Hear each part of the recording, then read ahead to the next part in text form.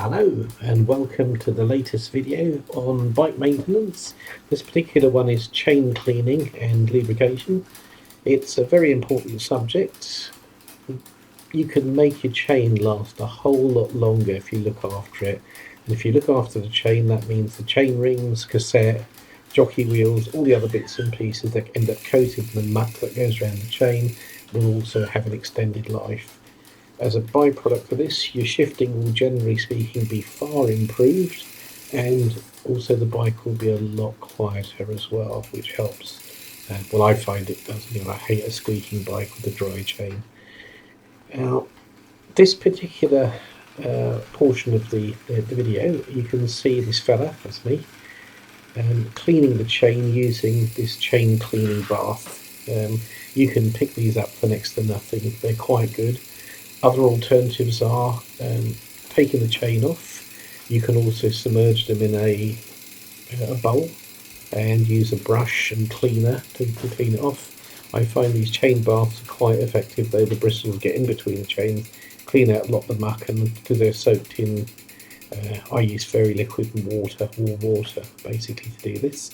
It does quite a good job of cleaning it up, but it's the first stage in the chain cleaning on this particular one.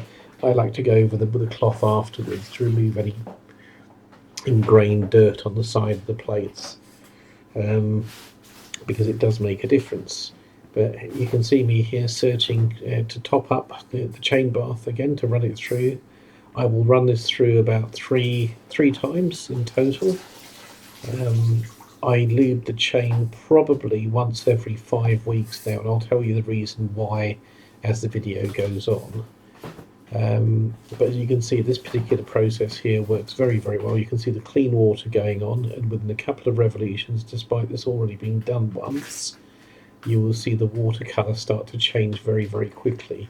Now, the chain is what a lot of people would already consider to be quite clean even now, but you'll see the water colour changing within just a few revolutions now. There's still dirt in it. There's still oil, there's still all sorts of other contaminations that are kicking around with the chain. So it's worth doing it a few times. I always do. If you get it clean now, it means the oil stays in metal to metal contact rather than just housing dirt to carry around. As you can see, that's the second one. We'll be going maybe for a third one. I can't remember how much of this I did actually. But Frank needed lube. It was about time. I do this about once a month, maybe a little bit more often in the winter months because it picks up a lot more dirt and rainwater and other bits of road debris that get flicked up. So it's worthwhile doing that if it's in the winter and you're clocking up a lot of miles. This particular bike is my drop handlebar 29er. I use this all year round now. It's very, very good because I like going on trails. I also like going on the road, and this does it better than does the off-road stuff better than a road bike, and does the road stuff better than a mountain bike. So it's ideal. I like to just spear down trails and go adventure exploring on my bike, so this is the ideal thing for me basically. As you can see, still dirt coming out of it. It does take a while to go through. I mean, you can do a simple clean with 1 or 2 revolutions of it, but I just like getting the dirt and existing oil off the chain as much as I can. When I remove the chain a little bit later on, I also run some degreaser across the cassette to remove it and clean up the jockey wheels as well. Just get rid of the ingrained dirt on those, and also the chain rings on the front. Now, we're going into the dark. Ooh, the dark, I don't like it. Now we're heading off into the dark, and when it comes up, there's me inspecting the chain to see how how good it's looking. Basically, the bike's sat now for a while. The chain is hopefully drying out a little bit more. Certainly the soap suds have come off it anyway, which makes the inspection quite good. I've got it now to the point where the chain, as far as I'm concerned, is good enough now to look at being removed. I'm now circulating it, just trying to get the last of any residual water basically out of the chain. You can do it fast when it's particularly wet, but it's going to go through another process in a second. This is what makes it ideal. You can see me there pointing at the quick link. Now, there are a couple of ways of removing quick links. I used to fiddle around with needle nose pliers and try to bend the chain from side to side to get the links to release. The best way, ideally, is to get a small set of these link pliers. You can pick them up relatively cheaply for about £6 or £7, and they're well worth it if you do your chain maintenance like I do.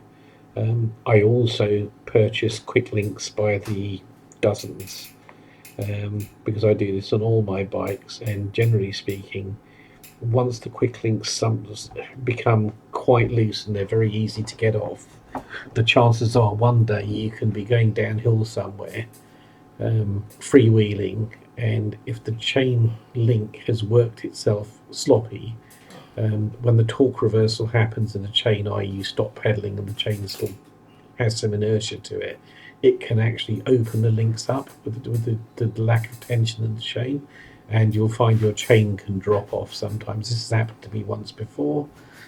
I do carry spare links on the bike, but generally speaking, when I look at the chain nowadays, if I can get the links off easily, the link, as far as I'm concerned, is worn out and will go in the bin. They should be an effort to remove them. If they come off easily, yeah, it makes it great for removing it, but it's going to come apart on the road one day for you, which isn't fun. Especially if you're miles away and don't have a spare link in your bag or the wherewithal to change it.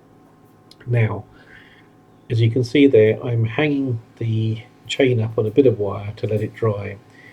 Generally speaking, over the course of an evening, sometimes when I do this, that's the part where I stop. I leave the chain to dry out for about an hour, or overnight sometimes I leave it. If I'm not using the bike the next day, once the chain's dry, I drop it into a tray, and I use, generally speaking, I use a really good multi-grade motor oil actually for lubrication. And what you do is when you pop them into a tray like this and they're submerged, what happens is the oil actually gets a chance to sink into the pins. It'll actually seep into all the pins, which lubricates the chain far, far better than just dripping oil onto it and turning the chain round.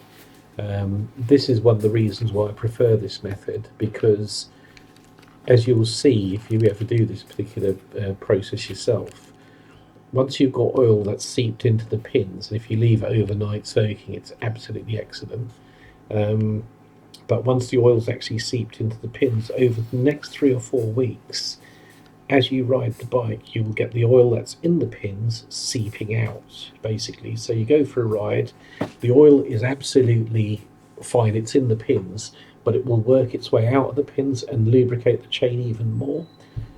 So every couple of rides over the next 4 weeks or so, I will give the chain a clean with a bit of cloth, and you will still see oil coming out from the pins over that period of time. When the chain stops becoming lubed, from the residual oil inside the pins, you know it's pretty run out, and it's usually about the 4 week period anyway, unless it's particularly dirty or rainy. Then it's time for another lube session or another submerged session.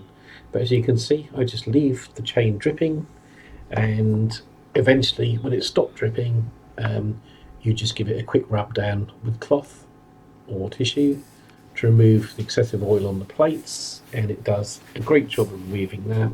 And it also removes any dirt that's been residual there. If you give it a good soak in oil, it will help that dirt release from the chain itself as well, which helps in the cleaning process.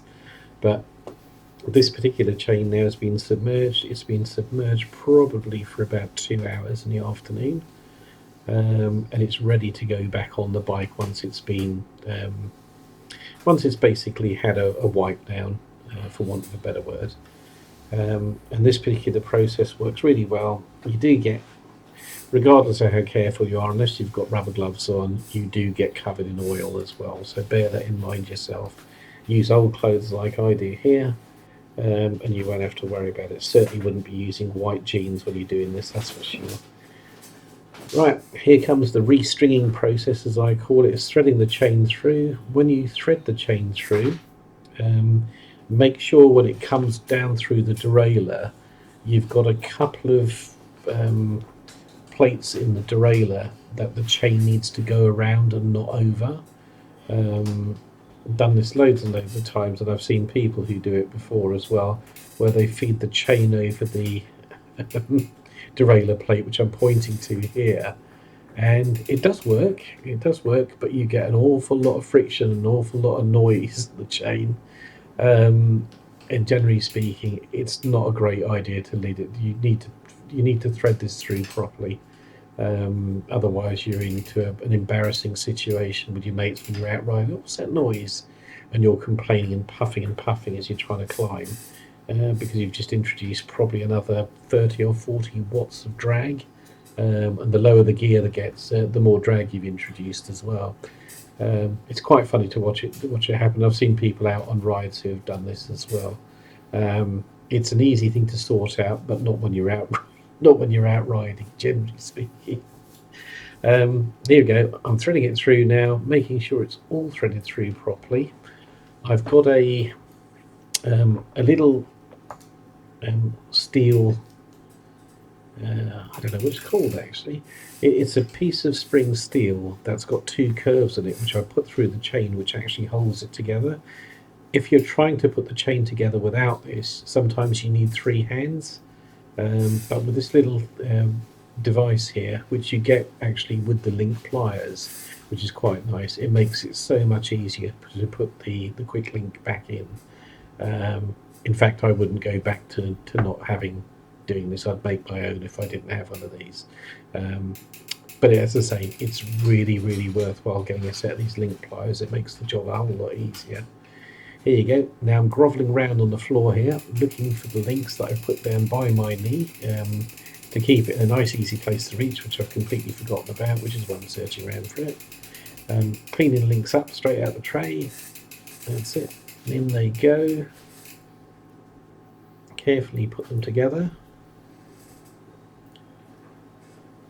Push them in, and as I say, without the rear derailleur having a load of tension on it, you can slide this in easily. You need to give it a quick pull. Basically, when you put the link pins in, you won't have it pulled in full tension. There's a trick for doing this. Pull the connector tool out, and you can see here, oh dear God, yeah, there you go, I forgot to do that. Where you put it together, make sure it's got that grab onto it, put it round through the derailleur. You can hear it's not fully engaged here, and then when you get it to the top of the chain, as you can see I'm pointing out, break the wheel and push the crank round a couple of times under tension, and it will lock the pin in place. It basically puts it in full tension, and the pins will be held in place, which is what you want. You don't want one of these coming apart because you haven't put it apart properly when you just wheel the bike out the garage to go for a ride. That's no fun. It's never happened to me, honestly, never. As you can see here, the pins and the quick link are fully engaged.